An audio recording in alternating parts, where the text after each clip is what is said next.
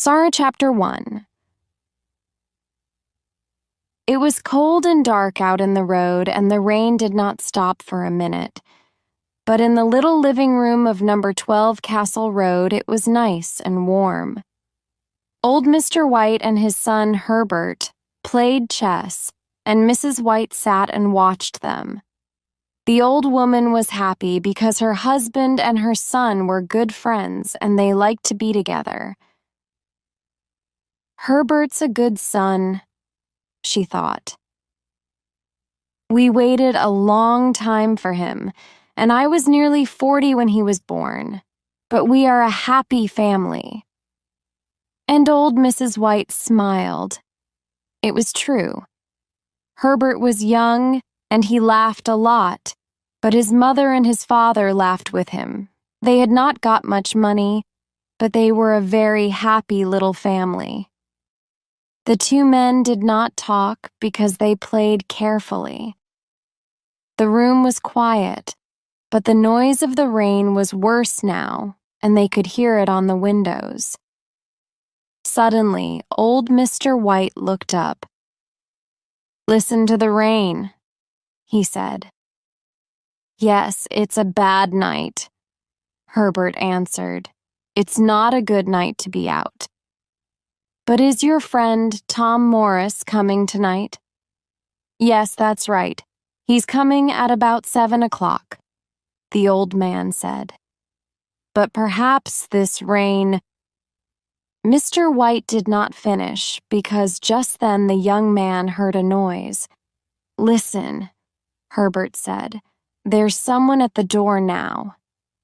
"I didn't hear a noise," his father answered, but he got up from his chair and went to open the front door. Mrs. White got up too and began to put things away. Mr. White said, come in, Tom. It's wonderful to see you again. What a bad night. Give me your coat and then come into the living room. It's nice and warm in there." The front door was open, and in the living room Mrs. White and Herbert felt the cold. Then Mr. White came back into the living room with a big, red-faced man. "This is Tom Morris," Mr. White told his wife and son. "We were friends when we were young. We worked together before Tom went to India. Tom, this is my wife and this is our son, Herbert." "Pleased to meet you," Tom Morris said. "Pleased to meet you, Mr. Morris," Mrs. White answered. "Please come and sit down." "Yes, come on, Tom," Mr. White said. "Over here, it's nice and warm." "Thank you," the big man answered, and he sat down. "Let's have some whiskey," old Mr. White said. "You need something to warm you on a cold night." He got out a bottle of whiskey, and the two old friends began to drink and talk. The little family listened with interest to this visitor from far away, and he told them many strange stories. Chapter 2. After some time, Tom Morris stopped talking, and Mr. White said to his wife and son, "Tom was a soldier in India for 21 years. India is a wonderful country." "Yes," Herbert said, "I'd like to go there." "Oh, Herbert," his mother cried. She was afraid because she did not want to lose her son. "I wanted to go to India too," her husband said, "but—" "It's better for you here," the soldier said quickly. "But you saw a lot of strange and wonderful things in India. I want to see them too one day," Mr. White said. The soldier put down his whiskey. "No," he cried. "Stay here." Old Mr. White did not stop. "But your stories were interesting," he said to Tom Morris. "What did you begin to say about a monkey's paw?" "Nothing," Morris answered quickly. "Well, nothing important." "A monkey's paw?" Mrs. White said. Come on, Mr. Morris. Tell us about it, Herbert said. Morris took his whiskey in his hand, but suddenly he put it down again. Slowly he put his hand into the pocket of his coat and the White family watched him. What is it? What is it? Mrs. White cried. Morris said nothing. He took his hand out of his pocket. The White family watched carefully, and in the soldier's hand they saw something little and dirty. Mrs. White moved back afraid, but her son Herbert took it and looked at it carefully. Well, what is it? Mr. White asked his friend. Look at it, the soldier answered. It's a little paw, a monkey's paw. A monkey's paw, Herbert said, and he laughed. Why do you carry a monkey's paw in your pocket, Mr. Morris? He asked the old soldier. Well, you see, Morris said, this monkey's paw is magic. Herbert laughed again, but the soldier said, Don't laugh, boy. Remember, you're young. I'm old now, and in India I saw many strange tilings. He stopped talking for a minute, and then he said, This monkey's paw can do strange and wonderful things. An old Indian gave the paw to one of my friends. My friend was a soldier, too.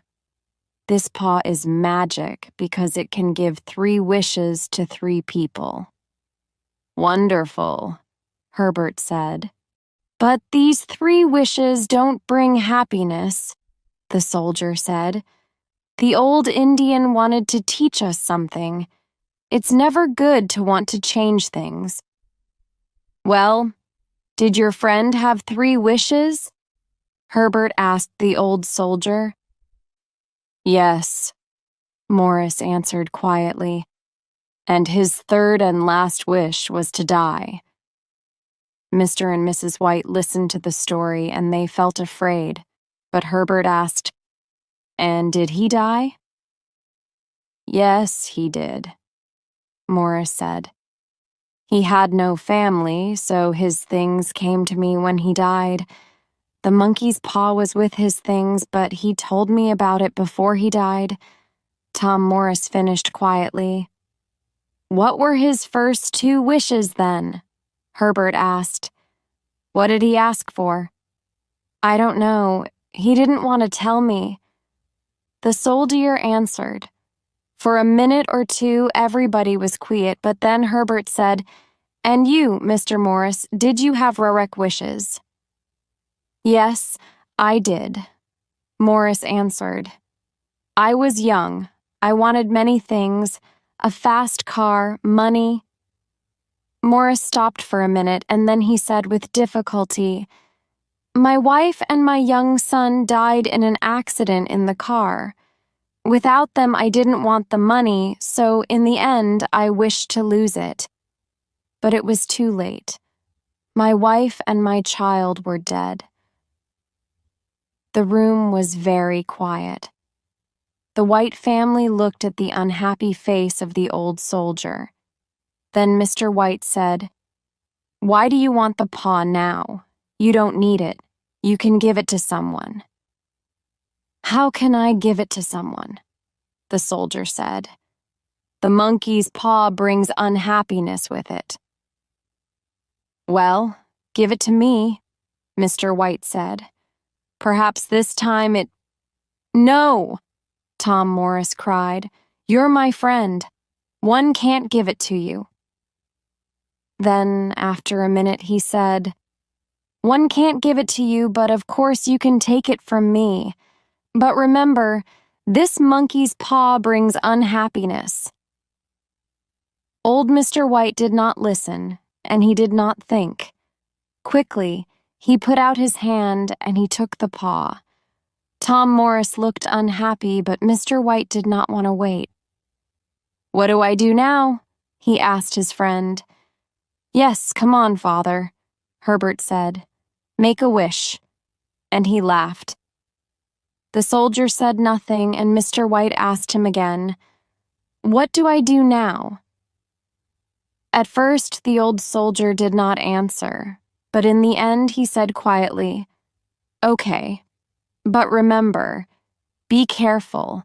Think before you make your wish." "Yes, yes," Mr. White said. "Take the paw in your right hand and then make your wish, but—" Tom Morris began. "Yes, we know," Herbert said. "Be careful." Just then, old Mrs. White stood up, and she began to get the dinner. Her husband looked at her. Then he smiled and said to her, "Come on, help me. What can I wish for? We need money, of course." Mrs. White laughed, but she thought for a minute, and then she said, "Well, I'm getting old now, and sometimes it's difficult to do everything. Perhaps I need 4 hands and not 2. Yes, ask the paw to give me 2 more hands." "Okay, then," her husband said, and he took the monkey's paw in his right hand. Everybody watched him, and for a minute he waited. Then he opened his mouth to make his wish. Suddenly, Tom Morris stood up. "Don't do it!" he cried. The old soldier's face was wire. Herbert and his mother laughed, but Mr. White looked at Tom's face. Old Mr. White was afraid, and he put the monkey's paw into his pocket. After a minute or two, they sat down at the table and began to have dinner. The soldier told the family many strange and wonderful stories about India. They forgot the monkey's paw, and because the soldier's stories were interesting, they asked him many questions about India. When Tom Morris stood up to leave, it was very late. "Thank you for a very nice evening," Morris said to the family. "And thank you for a very good dinner," he said to Mrs. White. "It was a wonderful evening for us, Tom," old Mr. White answered. "Your stories were very interesting. Our life isn't very exciting, and we don't have the money to visit India, so please come again soon. You can tell us some more stories about India." Then the old soldier put on his coat. He said goodbye to the White family and went out into the rain. Chapter 3. It was nearly midnight. In their warm living room, the 2 old people and their son sat and talked about the soldiers' stories. "India is a wonderful country," Mr. White said. "What exciting stories! It was a good evening." Mrs. White stood up to take some things into the kitchen, but she stopped and listened to Herbert and his father. "Yes," Herbert said. "Morris told some interesting stories, but of course, some of them weren't true." "Oh, Herbert," Mrs. White said. "Well, Mother, that story about the monkey's paw wasn't true. A dirty little monkey's paw isn't magic, but it was a good story." And Herbert smiled. "Well, I think you're right, Herbert," his mother said. "I don't know," Mr. White said quietly. "Perhaps the story was true.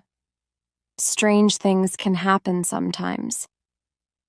Mrs. White looked at her husband.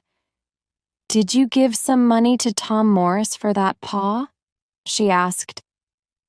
"We don't have money to give away for nothing." Mrs. White was angry now.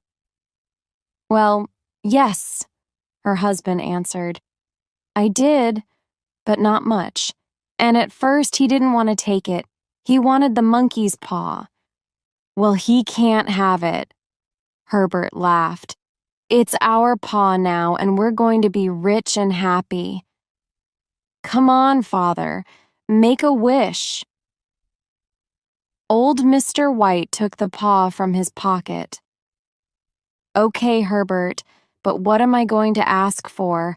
I have everything. You, your mother. What do I need?" "Money, of course," Herbert answered quickly. "We need money. You're always thinking about money. That's because we haven't got very much of it. With money, you can pay for this house. It can be your house.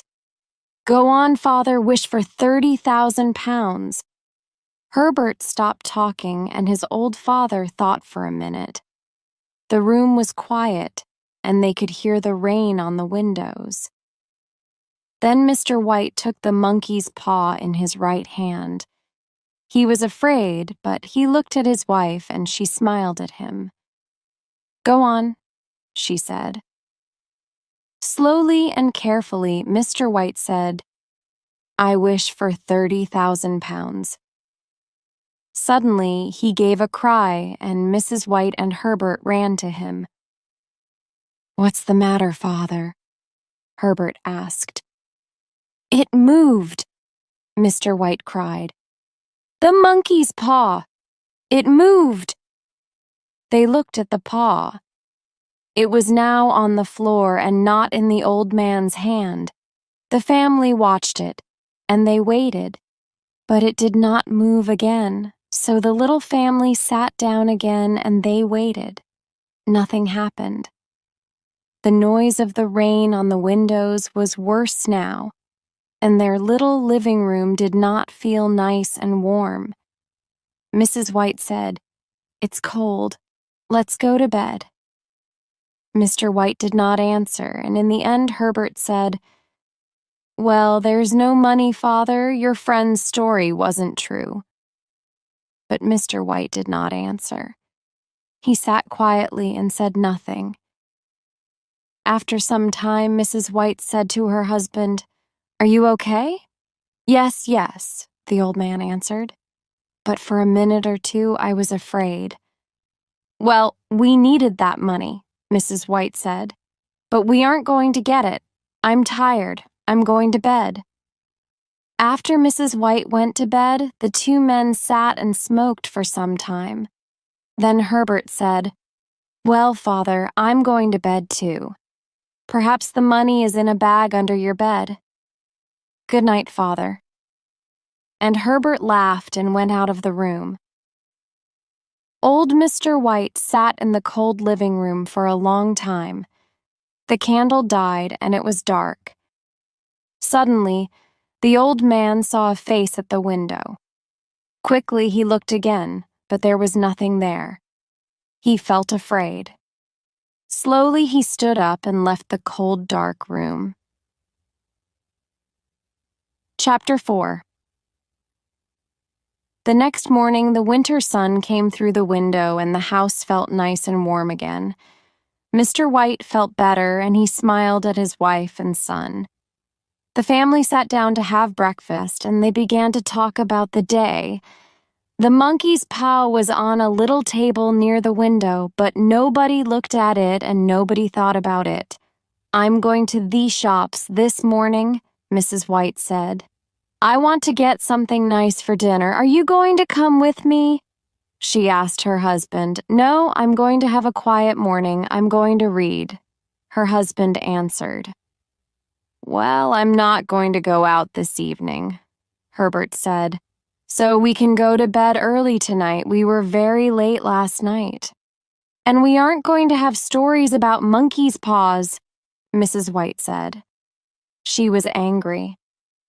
Why did we listen to your friend? She asked her husband. A monkey's paw can't give you things. She stopped, but the two men did not answer her. 30,000 pounds, she said quietly. We needed that money. Just then, Herbert looked at the clock and stood up. I'm going to work, he said. Perhaps the postman has got the money for you in a letter. Remember, I want some of it too. Herbert laughed, and his mother laughed too. Don't laugh, son, Mr. White said. Tom Morris is an old friend, and he thinks the story is true. Perhaps it is. Well, leave some of the money for me. Herbert laughed again. His mother laughed too, and she went to the door with him. Goodbye, Mother, Herbert said happily. Get something nice for dinner this evening at the shops. I'm always hungry after a day at work. I know you are, Mrs. White answered. Herbert left the house and walked quickly down the road. His mother stood at the door for some time and watched him. The winter sun was warm, but suddenly she felt very cold. Chapter 5. Slowly, old Mrs. White went back into the house. Her husband looked up and saw something strange in her face. "What's the matter?" he asked. "Nothing," his wife answered, and she sat down to finish her breakfast. She began to think about Tom Morris again, and suddenly she said to her husband, "Your friend drank a lot of whiskey last night. A monkey's paw. What a story." Mr. White did not answer her because just then the postman arrived. He brought 2 letters for them, but there was no money in them. After breakfast, the 2 old people forgot about the money and the monkey's paw. Later in the day, at about 1 o'clock, Mr. and Mrs. White sat down to eat, and then they began to talk about money again. They did not have very much money, so they often needed to talk about it. "That 30,000 pounds, Mrs. White said. "We need it." "But it didn't come this morning," her husband answered. "Let's forget it." Then he said, "But that thing moved. The monkey's paw moved in my hand. Tom's story was true." "You drank a lot of whiskey last night. Perhaps the paw didn't move," Mrs. White answered. "It moved!" Mr. White cried angrily. At first his wife did not answer, but then she said, "Well, Herbert laughed about it." Suddenly she stopped talking. She stood up and went over to the window. "What's the matter?" her husband asked. "There's a man in front of our house," Mrs. White answered. "He's a stranger, very tall and well-dressed. He's looking at our house. Oh no, it's okay. He's going away. Come and sit down. Finish eating," Mr. White said. The old woman did not listen to her husband. "He isn't going away," she went on. "He's coming back. I don't know him. He's a stranger. Yes, he's very well dressed." Suddenly, Mrs. White stopped. She was very excited. "He's coming to the door. Perhaps he's bringing the money." And she ran out of the room to open the front door. The tall, well-dressed stranger stood there. For a minute he said nothing, but then he began, "Good afternoon. I'm looking for Mr. and Mrs. White." "Well, I'm Mrs. White," the old woman answered. "What can I do for you?" At first the stranger did not answer, but then he said, "Mrs. White, I'm from Ma and Megan's. Can I come in and talk to you?" Ma and Megan's had a big factory, and Herbert White worked there on the machinery. "Yes, of course," Mrs. White answered. "Please come in." The well-dressed stranger came into the little living room, and Mr. White stood up. "Are you Mr. White?" the stranger began. Then he went on, "I'm from Ma and Megan's." Mrs. White looked at the stranger and she thought, perhaps he has the money. But why Ma and Megan's? And his face is very unhappy. Why? Suddenly the old woman was afraid. "Please sit down," Mr. White began. But now his wife could not wait. "What's the matter?" she cried. "Is Herbert—" She could not finish the question. The stranger did not look at their faces. and Mr. White began to be afraid too. "Please tell us," he said. "I'm very sorry," the man from Ma and Megan's began. He stopped for a minute and then he began again. "I'm very sorry, but this morning there was an accident at the factory." "What's the matter? Is Herbert okay?" Mrs. White cried again. "Well," the man began slowly. "Is he in hospital?" the old woman asked, very afraid now. "Yes, but—" The stranger looked at Mrs. White's face and stopped. "Is he dead? Is Herbert dead?" Mr. White asked quietly. "Dead," Mrs. White cried. "Oh no, please. Not dead. Not Herbert. Not our son." Suddenly the old woman stopped because she saw the stranger's face. Then the two old people knew. Their son was dead. Old Mrs. White began to cry quietly, and Mr. White put his arm round her. Sometime later, the man from Ma and Megan's said it was the machinery, an accident. Herbert called, "Help!" The men heard him and ran to him quickly, but they could do nothing. The next minute he was in the machinery. "I'm very, very sorry," he finished. For a minute or two, the room was quiet. At last, Mrs. White said, "Our son, dead. We're never going to see him again. What are we going to do without him?" Her husband said, "He was our son. We loved him." Then Mrs. White asked the stranger, "Can we see him? Can we see our son? Please take me to him. I want to see my son." But the stranger answered quickly, "No," he said. "It's better not to see him. They couldn't stop the machinery quickly. He was in there for a long time, and at first they couldn't get him out.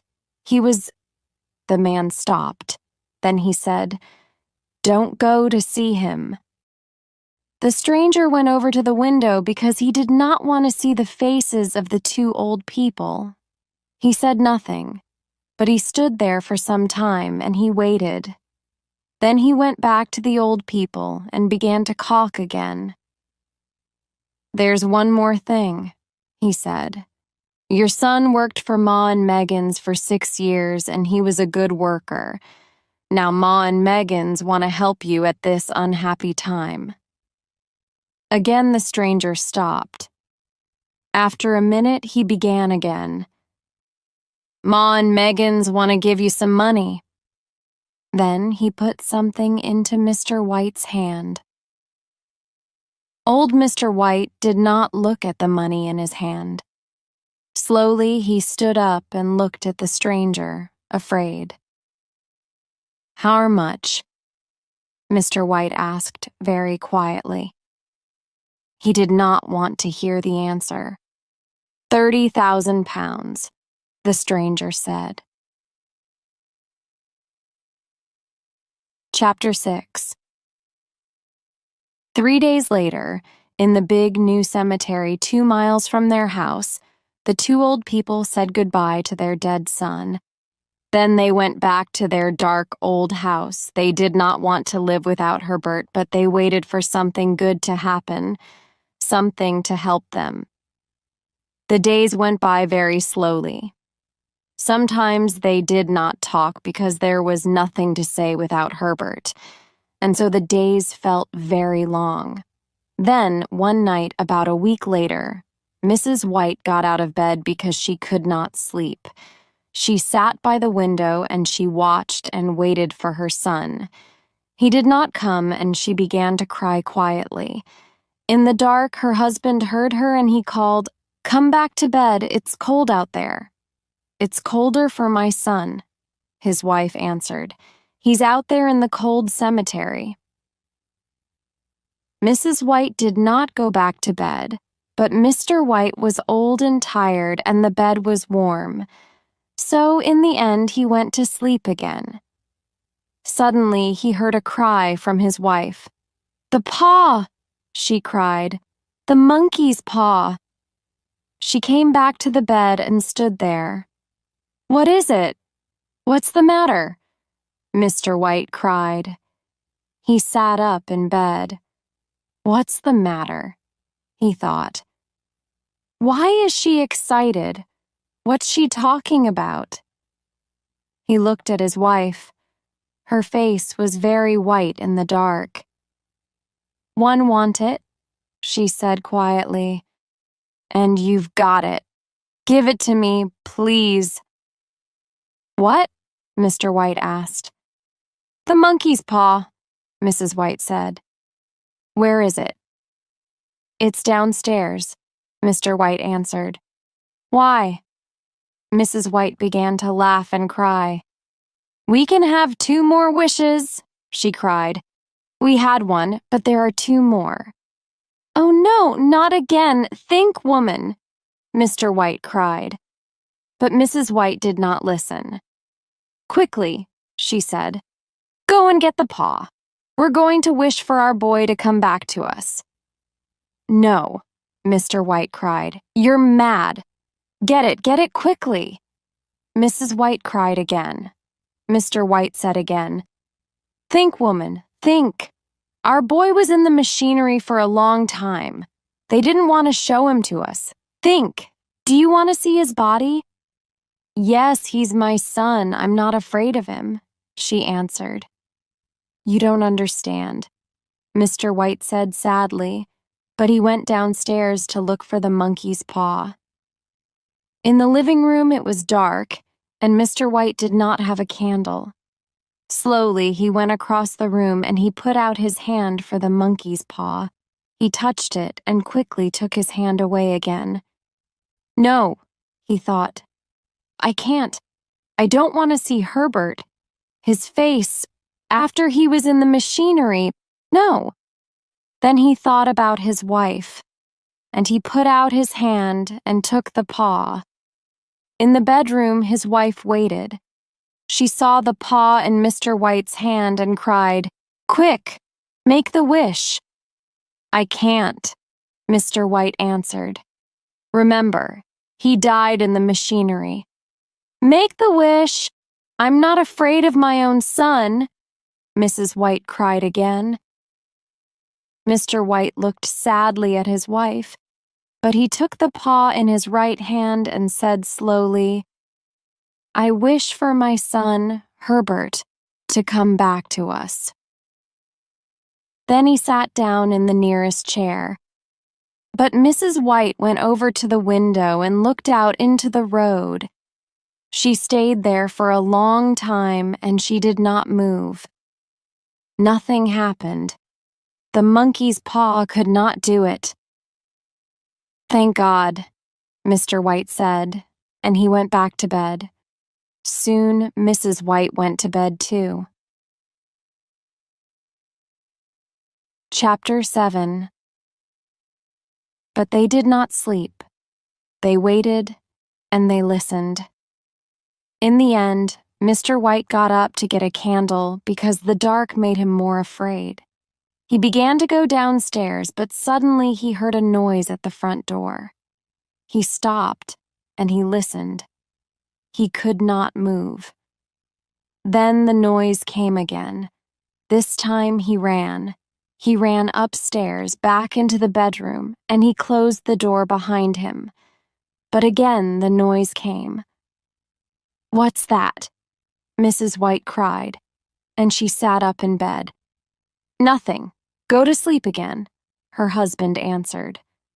But Mrs. White listened, and the noise came again. "It's Herbert," she cried. "I'm going to open the door for him." And she got out of bed and ran to the door of the bedroom.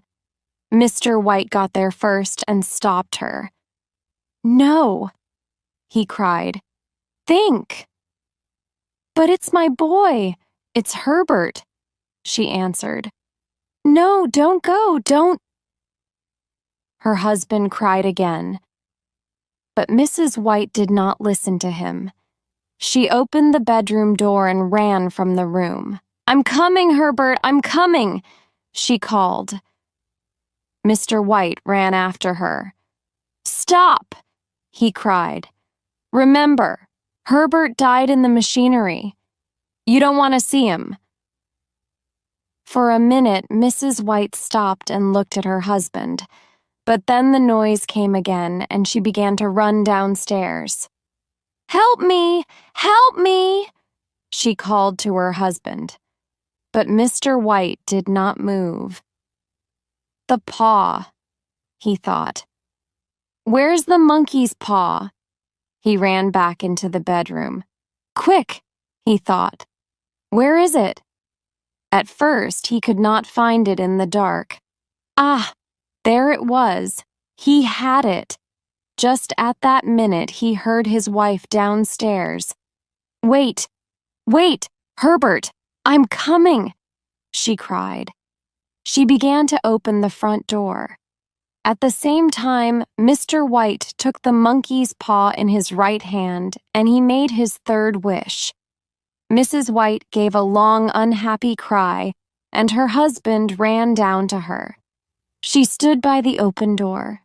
Very afraid, old Mr. White looked out into the dark. The road was dark and quiet, and there was nobody there.